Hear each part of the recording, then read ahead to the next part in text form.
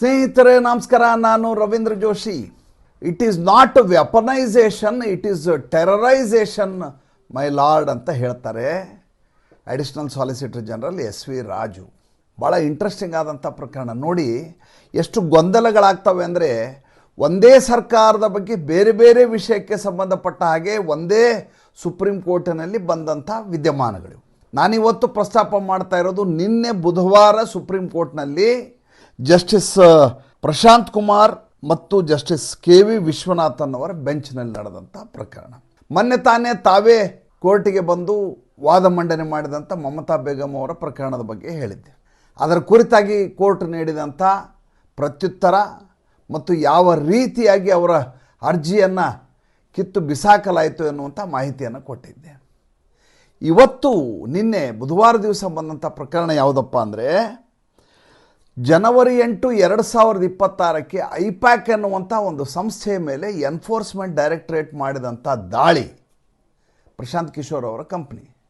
ಆ ದಾಳಿಯ ಸಂದರ್ಭದಲ್ಲಿ ಮಮತಾ ಬೇಗಂ ಮಧ್ಯಪ್ರವೇಶ ಮಾಡಿ ಗೂಂಡಾಗಿರಿ ಮಾಡಿ ಫೈಲ್ಗಳನ್ನು ಕಿತ್ಕೊಂಡು ಹೋಗಿರುವಂಥ ಪ್ರಕರಣಕ್ಕೆ ಸಂಬಂಧಪಟ್ಟ ಹಾಗೆ ಸುಪ್ರೀಂ ಕೋರ್ಟಿನಲ್ಲಿ ನಡೆದಂಥ ವಿಚಾರಣೆ. ಮೊದಲನೇದಾಗಿ ಐಪ್ಯಾಕ್ ಅನ್ನುವಂಥ ಸಂಸ್ಥೆ ಚುನಾವಣೆಗೆ ಸ್ಟ್ರಾಟಜಿ ಮಾಡುವಂಥ ಸಂಸ್ಥೆ, ಪ್ರಶಾಂತ್ ಕಿಶೋರ್ ಅವರ ಸಂಸ್ಥೆ, ಮಾತ್ರ ಸಂಸ್ಥೆ. ಆ ಸಂಸ್ಥೆ ಬಹುಕೋಟಿ ಕಲ್ಲಿದ್ದಲು ಹಗರಣದಲ್ಲಿ ಸಿಲುಕಿ ಹಾಕಿಕೊಂಡು ಒಂದು ಫೇಕ್ ಕಂಪನಿಯಿಂದ 20 ಕೋಟಿ ರೂಪಾಯಿ ದುಡ್ಡುಗಳನ್ನು ನಗದಿನಲ್ಲಿ ಪಡೆದುಕೊಂಡಿದೆ ಅನ್ನುವಂಥ ಕೇಸು. ಆ ಕೇಸ್ಗೂ ಮತ್ತು ಮಮತಾ ಬೇಗಂ ಅವರು ಅಲ್ಲಿ ಹಾಜರಾಗುವುದಕ್ಕೂ ಸಂಬಂಧವೇ ಇಲ್ಲ. ಮಮತಾ ಬೇಗಂ ಹೇಳೋದೇನೆಂದರೆ, ಪಶ್ಚಿಮ ಬಂಗಾಳದ ಮುಖ್ಯಮಂತ್ರಿ, ಐಪ್ಯಾಕ್ ಅನ್ನುವಂಥ ಸಂಸ್ಥೆಯಲ್ಲಿ ನಮ್ಮ ಪಕ್ಷದ ಕಾನ್ಫಿಡೆನ್ಷಿಯಲ್ ವಿಷಯಗಳಿದ್ದವು, ಅದನ್ನು ಎತ್ಕೊಂಡು ಹೋಗ್ಲಿಕ್ಕೆ ಎನ್ಫೋರ್ಸ್ಮೆಂಟ್ ಡೈರೆಕ್ಟರೇಟ್ ಅವರು ಬಂದಿದ್ದರು, ಹೀಗಾಗಿ ನಾನು ಅದನ್ನು ತಡೆಯಬೇಕಾಯಿತು ಅಂತ ಅವರ ವಾದ. ಒಂದು ಸಂಸ್ಥೆಗೆ ನೀವು ಔಟ್ಸೋರ್ಸ್ ಮಾಡ್ತೀರಿ, ಯಾವುದೋ ಒಂದು ಕೆಲಸವನ್ನು ನೀವು ನಿಭಾಯಿಸಿ ಅಂತ ಕೊಡ್ತೀರಿ. ಆ ಸಂಸ್ಥೆ 10 ಅವ್ಯವಹಾರಗಳನ್ನು ಮಾಡಿರುತ್ತೆ. ಅವ್ಯವಹಾರಗಳನ್ನು ಮಾಡಿದ ಸಂದರ್ಭದಲ್ಲಿ ಸರ್ಕಾರಿ ತನಿಖಾ ಸಂಸ್ಥೆಗಳು ಸ್ವಾಭಾವಿಕವಾಗಿ ತನಿಖೆ ಮಾಡುವುದು ಸಹಜವಾದಂಥ ಪ್ರಕ್ರಿಯೆ.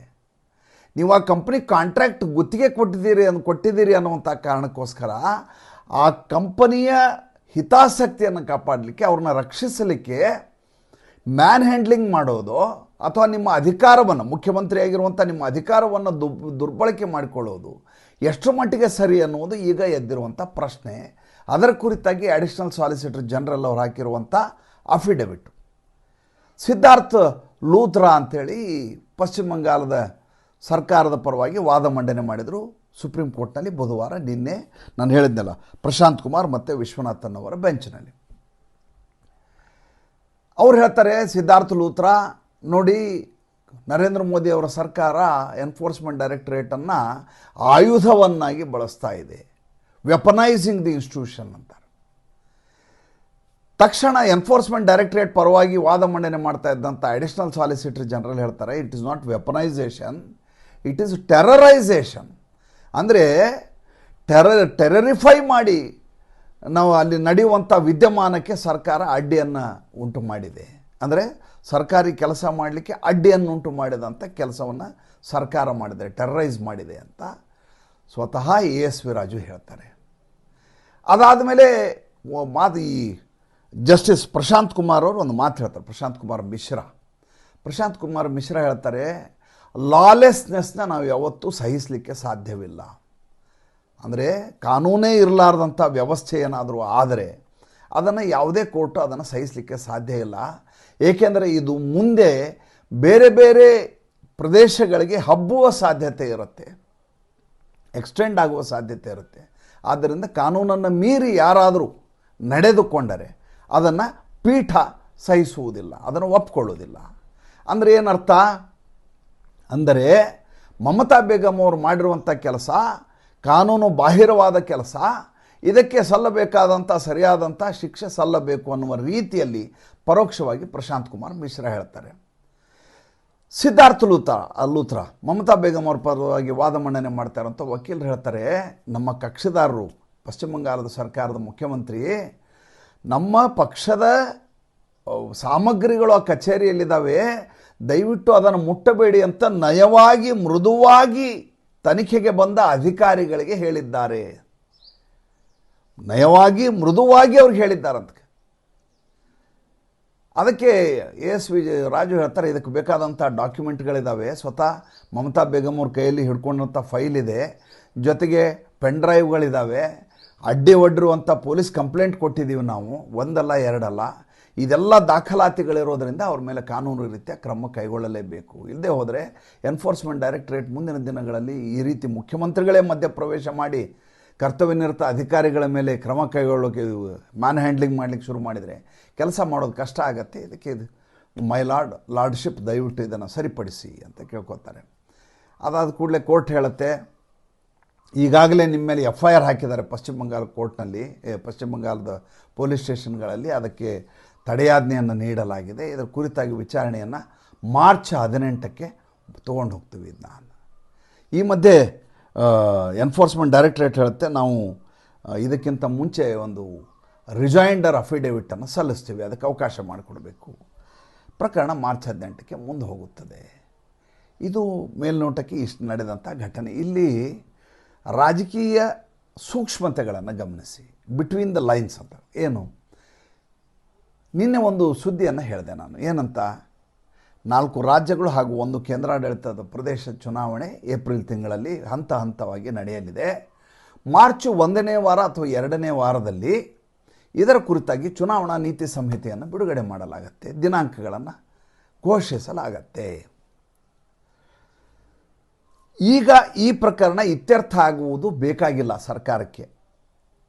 ಯಾಕೆ ಅಂದರೆ ಈಗ ಒಂದು ವೇಳೆ ಶಿಕ್ಷೆಯನ್ನು ವಿಧಿಸಿದರು ಅಂದ್ಕೊಳ್ಳಿ ಅಥವಾ ತಪರಾಕಿ ಹಾಕಿದರು ಅಂದ್ಕೊಳ್ಳಿ, ಇದು ಚುನಾವಣೆಯ ಹೊತ್ತಿಗೆ ಮಮತಾ ಬೇಗಂ ಮೇಲೆ ಯಾವುದೇ ರೀತಿಯ ಪರಿಣಾಮವನ್ನು ಬೀರೋದಿಲ್ಲ, ಸಹಾನುಭೂತಿಗೆ ಇಟ್ಟಿಸುವ ಸಾಧ್ಯತೆಯೂ ಇರುತ್ತೆ. ಪ್ರಕರಣ ಜೀವಂತವಾಗಿರಬೇಕು ಮತ್ತು ಇವರ ಮೇಲೆ ಆರೋಪ ಇರಬೇಕು. ಮಮತಾ ಬೇಗಂ ಅವರು ಕೋರ್ಟ್ಗೆ ಎಡತಾಗ್ತಾ ಇರಬೇಕು. ಚುನಾವಣಾ ಪ್ರಚಾರ ಮಾಡಲಿಕ್ಕೆ ಸಾಧ್ಯ ಆಗಲಾರದಂಥ ಇಕ್ಕಟ್ಟಿನ ಸ್ಥಿತಿ ನಿರ್ಮಾಣ ಆಗಬೇಕು. ಹೇಗೆ ಅರವಿಂದ್ ಕೇಜ್ರಿವಾಲ್ಗೆ ದಿಲ್ಲಿಯ ಚುನಾವಣೆಯ ಸಂದರ್ಭದಲ್ಲಿ ಆತನನ್ನು ಸಂದಿಗ್ಧತೆಯಲ್ಲಿ ತೊಳಲಾಡುವ ಹಾಗೆ ಮಾಡಲಾಯಿತೋ, ಅದೇ ರೀತಿಯದಾಗಿ ಮಮತಾ ಬೇಗಂ ಅವರಿಗೆ ರಾಜಕೀಯ ಚದುರಂಗದ ಆಟದಲ್ಲಿ ಪಗಡೆಯ ಹಾಗೆ ಇಲ್ಲಿಂದಲ್ಲಿ ಓಡಾಡಿಸುವಂಥ ಕೆಲಸವನ್ನು ಈಗ ಮಾಡಲಾಗುತ್ತದೆ. ಒಂದು ಕಡೆ ಮುಸಲ್ಮಾನರು ಒಗ್ಗಟ್ಟಾಗಿ ಈಕೆಯ ವಿರುದ್ಧ ಮುರ್ಷಿದಾಬಾದ್ ಮತ್ತು 25 ಕ್ಷೇತ್ರಗಳಲ್ಲಿ ಮುಸಲ್ಮಾನ ಅಭ್ಯರ್ಥಿಗಳನ್ನು ಹಾಕ್ತಾ ಇದ್ದಾರೆ. ಮುರ್ಷಿದಾಬಾದ್ ಮಾಲ್ಡಾ ಅಂದ್ಕೂ ಅರ್ಥ ಮಾಡ್ಕೋಬೇಕು ನೀವು. ವಕ್ಫ್ ಆ್ಯಕ್ಟ್ಗೆ ಸಂಬಂಧಪಟ್ಟ ಗಲಭೆಯ ಸಂದರ್ಭದಲ್ಲಿ ಅಲ್ಲಿಯ ಮತಾಂಧರು ಮಾಡಿದಂಥ ದೊಡ್ಡ ಕೆಲಸ ಏನಪ್ಪ ಅಂದರೆ, ಎಂಥ ಭಯಾನಕ ಕೆಲಸ ಅಂದರೆ, 1946ರಲ್ಲಿ ಒಂದು ಆಯ್ತಲ್ಲ, ಭಾಳ ದೊಡ್ಡದಾದಂಥ ಹತ್ಯಾಕಾಂಡ ಆಯ್ತಲ್ಲ, ಅದೇ ರೀತಿಯದಾದಂಥ ಕೆಲಸವನ್ನು ಅವಾಗ ಮತಾಂಧರು ಮಾಡಿದ್ದೇನು ಅಂದರೆ, ಹಿಂದೂಗಳ ಮನೆ ಒಳಗಡೆ ನುಗ್ಗಿ ಹೆಣ್ಣು ಮಕ್ಕಳ ಉಡುಪುಗಳನ್ನು, ಬಟ್ಟೆಗಳನ್ನು ಎತ್ಕೊಂಡು ಹೋಗಿರೋದು. ಏನಿದ್ರ ಅರ್ಥ? ಡೈರೆಕ್ಟ್ ಆ್ಯಕ್ಷನ್ ಡೇ ಅಂತ ಮಾಡಿದ್ರಲ್ಲ ಅವಾಗ, ಡೈರೆಕ್ಟ್ ಆ್ಯಕ್ಷನ್ ಡೇ, ಖಿಲಾಫತ್ ಚಳವಳಿ ಆಯ್ತಲ್ಲ, ಆ ರೀತಿಯದಾದಂಥ ಮೊಡಸ್ ಆಪರೆಂಡಿ.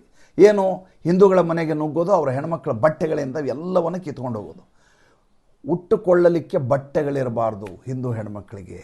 ಆ ಸ್ಥಿತಿಯನ್ನು ಇಡೀ ಪಶ್ಚಿಮ ಬಂಗಾಳದಲ್ಲಿ ಆಗುವ ಹಾಗೆ ನೋಡ್ಕೊಳ್ಳೋದು. ಹಿಂದೂಗಳನ್ನು, ಮುಸಲ್ಮಾನರ ಅಂಗಡಿಗಳನ್ನೆಲ್ಲ ಕ್ಲೋಸ್ ಮಾಡೋದು, ಮುಂಚೆ ಷಡ್ಯಂತ್ರ ತಯಾರು ಮಾಡಿ ಸರಿಯಾಗಿ ಮುಸಲ್ಮಾನರ ಅಂಗಡಿ ಕ್ಲೋಸ್ ಆಗಿರಬೇಕು, ಹಿಂದೂ ಅಂಗಡಿ ಬೆಂಕಿ ಹಚ್ಚಬೇಕು. ಹಿಂದೂಗಳ ಗಾಡಿಗಳು ಯಾವುದು ಅಂತ ಮಾರ್ಕ್ ಮಾಡಿ ಇಟ್ಕೊಂಡಿರ್ಬೇಕು, ಸರಿಯಾಗಿ ಹೋಗಿ ಅದನ್ನು ಒಡೆದು ಹಾಳು ಮಾಡಬೇಕು. ಈ ರೀತಿಯಾದಂಥ ಮೋಡಸ್ ಆಪರೆಂಡಿಯನ್ನು ಮಾಡಿದರು ಮುರ್ಷಿದಾಬಾದ್ನ ಪ್ರಕರಣದ ಸಂದರ್ಭದಲ್ಲಿ. ಹಾಡೇ ಹಗಲು ತಂದೆ ಮಗನ ಕತ್ತರಿಸಿದಂಥ ಪ್ರಕರಣದ ಬಗ್ಗೆ ಹೇಳಿದ್ದೆ ನಾನು, ಮತ್ತೆ ಇಲ್ಲಿ ಪ್ರಸ್ತಾಪ ಮಾಡೋದು ಬೇಡ. ಅದರ ಬಗ್ಗೆ ಅಲ್ಲಿಯ ಪಶ್ಚಿಮ ಬಂಗಾಳದ ಹಿಂದೂಗಳಿಗೆ ಇನ್ನೂ ಹಸಿಯಾಗಿ ನೆನಪಿರುವಂಥ ಘಟನೆಗಳಿವು. ಇದರ ಮಧ್ಯೆ ಈಗ ಅಲ್ಲಿ 25 ಕ್ಯಾಂಡಿಡೇಟ್ಗಳನ್ನು ಮುಸಲ್ಮಾನರು ಹಾಕಲಿಕ್ಕೆ ಈಗಾಗಲೇ ತಯಾರಿ ನಡೆಸಿದೆ. ಫುರ್ಫುರಾ ಶರೀಫ್ನಿಂದ ಹಿಡಿದು ಎಲ್ಲರೂ ತಯಾರಿ, ಹುಮಾಯೂನ್ನಿಂದ ಹಿಡಿದು ಅಸಾದುದ್ದೀನ್ ಓವೈಸಿಯಿಂದ ಹಿಡಿದು. ಯಾಕೆ ನಮ್ಮದೇ ಅಭ್ಯರ್ಥಿಗಳು ಇರಬಾರ್ದು ಅಂತ?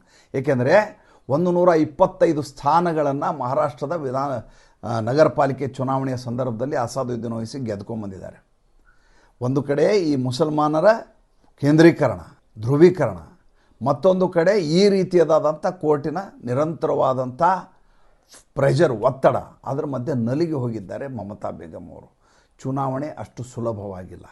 ಹೀಗಾಗಿ ನಿನ್ನೆ ಒಂದು ಮಾತು ಹೇಳಿದ್ದಾರೆ ಅವರು, ಏನಂತಂದರೆ, ಇದು ತುಘಲಕ್ ಆಯೋಗ ಅಂತ. ಇಷ್ಟು ದಿವಸ ವಾಟ್ಸಪ್ ಆಯೋಗ ಅಂತ ಹೇಳ್ತಿದ್ರು, ಈಗ ತುಘಲಕ್ ಆಯೋಗ. ತುಘಲಕ್ ಆಯೋಗ ಯಾಕೆ ಅಂತ ಕೇಳಿದರೆ 7 ಜನ ಅಧಿಕಾರಿಗಳನ್ನು ನಿನ್ನೆ ಚುನಾವಣಾ ಆಯೋಗ ಸಸ್ಪೆಂಡ್ ಮಾಡ್ತೀವಿ. ಸುಪ್ರೀಂ ಕೋರ್ಟ್ ಹೇಳಿದೆ ಆ ಮಾತನ್ನ. ಯಾರು ಕರ್ತವ್ಯವನ್ನು ಸರಿಯಾಗಿ ನಿರ್ವಹಿಸುವುದಿಲ್ಲವೋ ಅವರನ್ನು ಅಮಾನತುಗೊಳಿಸುವಂಥ ಪರಮಾಧಿಕಾರ ಚುನಾವಣಾ ಆಯೋಗಕ್ಕಿದೆ, ಅದು ಅದನ್ನು ಅನುಷ್ಠಾನಗೊಳಿಸ್ಬೋದು ಅಂತ ಮೊನ್ನೆ ಸ್ವತಃ ಜಸ್ಟಿಸ್ ಸೂರ್ಯಕಾಂತ್ ಅವರು ಹೇಳಿದ್ದಾರೆ. ಮಮತಾ ಬೇಗಂ ಅವರು ವಾದ ಮಂಡನೆ ಮಾಡಿದ ಮೇಲೆ ಬಂದಂಥ ತೀರ್ಪಿನಲ್ಲಿ 7 ಜನರ ಸಸ್ಪೆಂಡ್ ಮಾಡಿದ್ದಾರೆ. ಮಮತಾ ಬೇಗಂ ಏನು ಮಾಡಿರ್ಬೋದು ಹೇಳಿ? ಯಾವ 7 ಜನ ಅಧಿಕಾರಿಗಳನ್ನು ಸಸ್ಪೆಂಡ್ ಮಾಡಲಾಗಿದೆಯೋ, ಅಮಾನತಿನಲ್ಲಿ ಇರಿಸಲಾಗಿದೆಯೋ, ಅವರಿಗೆ ಬಡ್ತಿಯನ್ನು ಕೊಟ್ಟು ಅದೇ ಕೆಲಸದಲ್ಲಿ ಉಳಿಸ್ಕೊಂಡಿದ್ದಾರೆ. ಅಲ್ಲಿಗೆ ಈಕೆಯ ದುರಾಡಳಿತ, ದಬ್ಬಾಳಿಕೆಯನ್ನು ನೋಡಿ, ಲಾಲೆಸ್ನೆಸ್ ನೋಡಿ, ಜೊತೆಗೆ ಆಕೆಯ ಹತಾಶ ಮನಸ್ಥಿತಿಯನ್ನು ನೋಡಿ. ಪಶ್ಚಿಮ ಬಂಗಾಳದ ಬಗ್ಗೆ ಈ ರೀತಿಯಾದಂಥ ವರದಿಗಳು ನಿರಂತರವಾಗಿ ಬರ್ತಾ ಇರ್ತವೆ. ಚುನಾವಣೆ ಆಗುವವರೆಗೂ ಸಹಿಸಿಕೊಳ್ಳಲೇಬೇಕಾದದ್ದು ಅನಿವಾರ್ಯ. ಈ ಸಂಚಿಕೆ ಹೇಗೆ ಅನ್ನಿಸ್ತು ದಯವಿಟ್ಟು ತಿಳಿಸಿ. ನಮಸ್ಕಾರ.